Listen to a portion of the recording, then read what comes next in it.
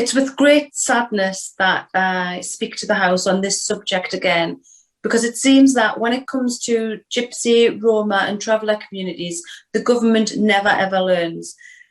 The Police Crime Sentencing and Courts Bill contains many authoritarian measures, but none so pernicious as those aimed at GRT communities.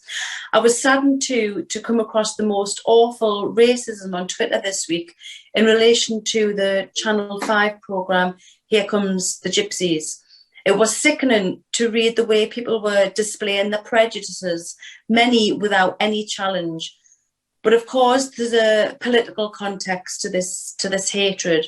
The Police Crime Sentencing and Courts Bill, as we know, includes measures to strengthen police powers to tackle unauthorised encampments where trespassers cause distress and misery to local communities and businesses. And of course, as members have mentioned, the criminalisation of trespass is a direct attack on nomadic lifestyle of many gypsies and travellers. Police forces around the country have specifically asked not to be given these powers of trespass, as they realise that they attack the lifestyles of groups who are often voiceless and don't have a choice over where to stop. When the measures to criminalise trespass were consulted on by the government, over 90% of police bodies said that the provision of additional legal sites for encampments, rather than additional criminal powers, should be the approach taken by government. So why are we seeing this unthinking and vicious anti-traveller legislation once again?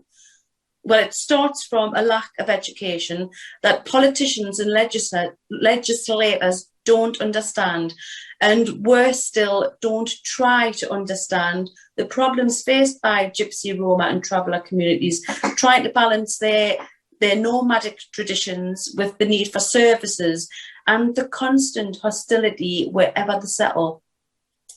And at the heart of this is a form of racism. I know it's been said before, but there's a reason why anti-Gypsy, Roma and traveller prejudice is called the last acceptable face of racism. Because politicians don't stop and think before they paint whole communities as the problem. Perfectly demonstrated by the member for Ruislip Northwood and Pinner a few moments ago. Communities all over the country have issues with rubbish, antisocial behaviour and small-time criminality. Nobody should excuse such behaviour or pretend that it doesn't exist.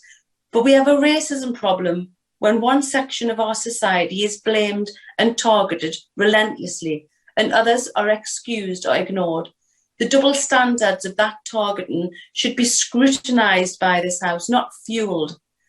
Because we should be honest about what this is. It's a political attack on Gypsy, Roma and traveller communities.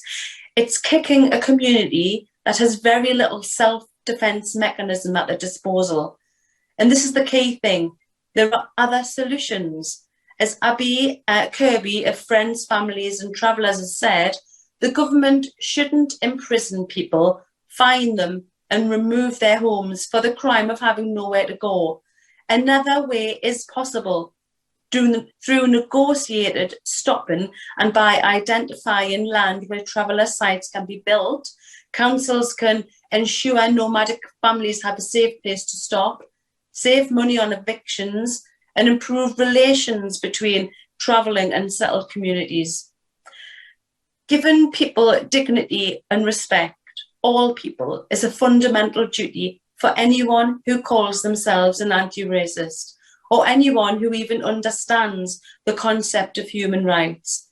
And it's so easy to scapegoat a community, sometimes unconsciously, but it's just as damaging, all because we don't take the time to listen, understand and find solutions.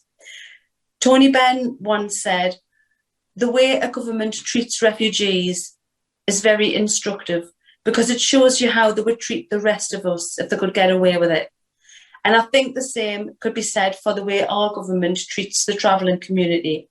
And that's our challenge. If we want to live in a decent, respectful and fair society, we should think about what that means in practice and look for the answers that are already out there.